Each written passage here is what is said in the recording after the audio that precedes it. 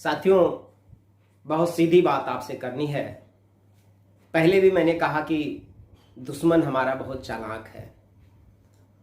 हमारा दुश्मन मतलब जो हमारी ये जो सरकार हमारे देश में चल रही है, ये एक खास विचारधारा के लिए काम कर रही है, आरएसएस के लिए काम कर रही है। ये चालबाज लोग हैं, ये इतने बड़े चालबाज हैं, ये दिखाते हैं इधर और मारते हैं उधर। आज जहां पूरा देश कोरोना की महामारी से परेशान है, इस देश का जो दलित पिछड़ा कमजोर तबका है वो इस तरह से लॉकडाउन में परेशान है, अपने घरों में कैद है। पूरे देश का ध्यान कोरोना जैसी महामारी से लड़ने पे जहां लगा हुआ है, वहीं पर हमारे देश की सरकार ने बहुत ही चालबाजी के साथ, बहुत ही चालाकी के साथ सुप्रीम कोर्ट को माध्यम बना करके हमारे जो संवैधानिक हमारा आरक्षण है, उस आरक्षण को खत्म करने की साजिश कर दिया। हमारे आरक्षण के ऊपर मिसाइल दाग दिया है। और एक साजिश है ये कि हमारे जो आने वाली जो पीढ़ियां हैं, हमारे जो बच्चे हैं, हमारी जो प्रतिभाएं हैं, वो कुंठित हो जाएं, उनको अब मौका न मिले। और इस जो आरक्षण के ऊपर सुप्रीम कोर्ट ने सरकारों से कहा कि आप सर्वे करें और इसमें देखें कि अमीरों को, शेड्यूल एससी एसटी समाज से अमीरों को लाभ मिल रहा आरक्षण का, जो गरीबों को नहीं मिल रहा है। तो सरकार सुप्रीम कोर्ट के इस टिप्पणी के पीछे एक बड़ी साजिश है। शेड्यूल कास्ट, शेड्यूल ट्राइब, पिछड़े समाज के जो मध्यम वर्गीय लोग हैं और जो निम्न आय वाले लोग हैं, इनमें आपस में लड़ाने की भी साजिश सरकार ने कर दिया है। एक भ्रम पैदा कर रहे हैं। सुप्रीम कोर्ट ये जता रहा है कि हम जिम्मेदार हैं। हम कह रहे हैं कि सुप्रीम कोर्ट से हमें भी बात पूछना चाहते हैं कि अगर आप एससी एसटी के लोगों के भविष्य के प्रति इतने अगर आप चिंतित हैं, तो आपने सरकारों से सवाल क्यों नहीं पूछा कि देश आजाद हुए 70 साल से ज्यादा हो गए, हमें हिसाब दो, हमें रिपोर्ट दो, बताओ कि देश के अंदर अभी एससी एसटी समाज के कितने प्रमुख सचिव बने, कितने डायरेक्टर निदेशक बने। क्या एससी एसटी समाज में आईएएसओं की कमी है? बहुत सारे आईएएस, अब तो हमारे आईएएस टॉप करते हैं। हमारे आईएएस की परीक्षाओं में हमारे स्टूडेंट एससी एसटी के अब टॉप करते हैं। फिर भी सुप्रीम कोर्ट अगर ईमानदार होती तो सरकार से ये सवाल पूछती कि 70 सालों में कितने प्रमुख सचिव एससी एसटी समाज के लोग बने। लेकिन ये सवाल नहीं किया सरकार से। सुप्रीम कोर्ट ने ये सवाल नहीं किया, जो सवाल पूछना चाहिए वो सवाल नहीं पूछा। सुप्रीम कोर्ट को ये सवाल पूछना चाहिए था सरकारों से कि बताओ, देश में जितने भी विश्वविद्यालय हैं उसमें कितने कुलपति शेड्यूल कास्ट के हैं, एससी एसटी समाज के हैं। एक भी कुलपति इस देश के अंदर विश्वविद्यालयों में आप देखेंगे तो आजादी के बाद 70 साल बीतने के बाद एक भी कुलपति एससी एसटी समाज से सरकार ने नहीं बनाया। बड़ी मुश्किल है। सरकार ये बार बार कह रही है आरक्षण की समीक्षा।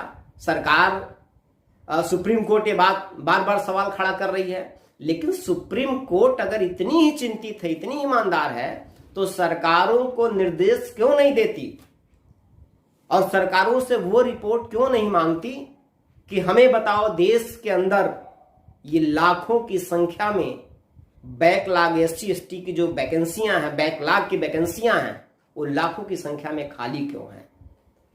और सुप्रीम कोर्ट ईमानदार होता तो सरकारों को आदेश देता कि जब तक ये लाखों पद जो एससी एसटी की बैकलॉग के पदे खाली हैं, जब तक ये पद भर नहीं दिए जाएंगे स्पेशल अभियान चला करके, तब तक किसी भी प्रकार की नियुक्ति इस देश के अंदर नहीं होगा। अगर सुप्रीम कोर्ट अगर ईमानदार होता तो सुप्रीम कोर्ट ये आदेश करता साथियों। लेकिन सुप्रीम कोर्ट ने ये आदेश नहीं किया।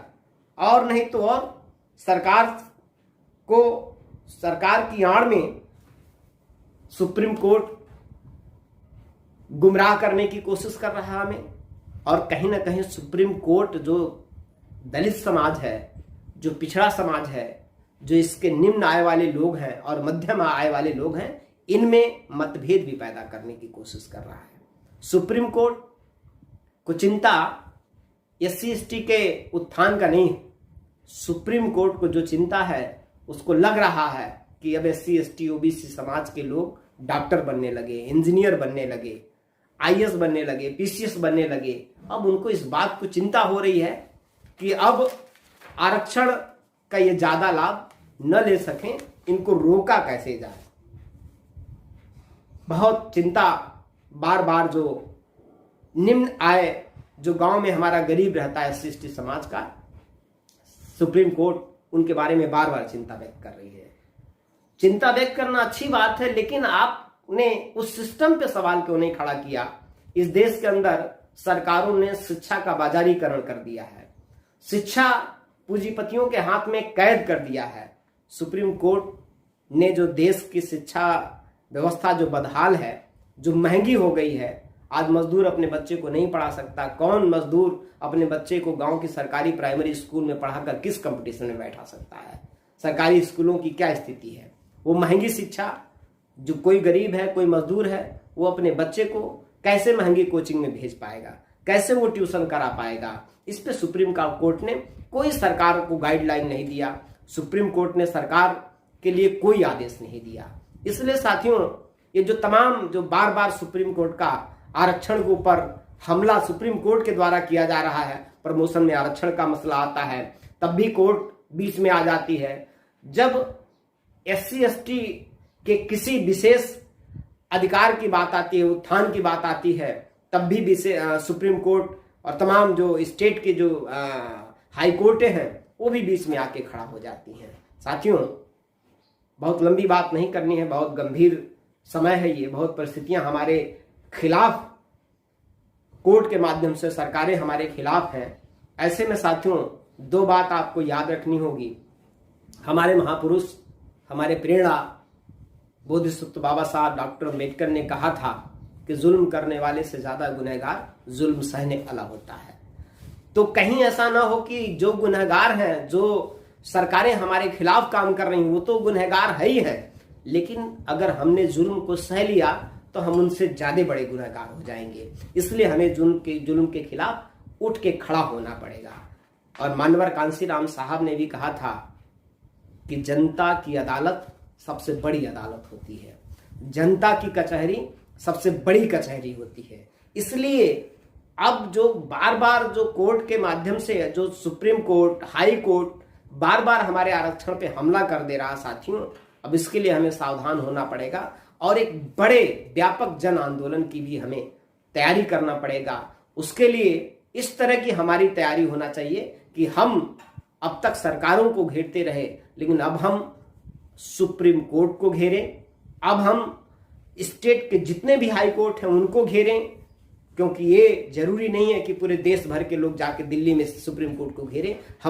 हम देश के जितने भी स्टेट हैं, हाई कोर्ट हैं, हम उनको भी घेरेंगे और उनको घेर करके इतनी बड़ी तादाद में हमें घेरना चाहिए साथियों, अपने आंदोलन को, अपने अधिकारों को बचाने के लिए। अब निश्चित तौर पे हमको सड़क पर उतर करके और अपने दुश्मनों को सीधा सीधा जवाब देना होगा।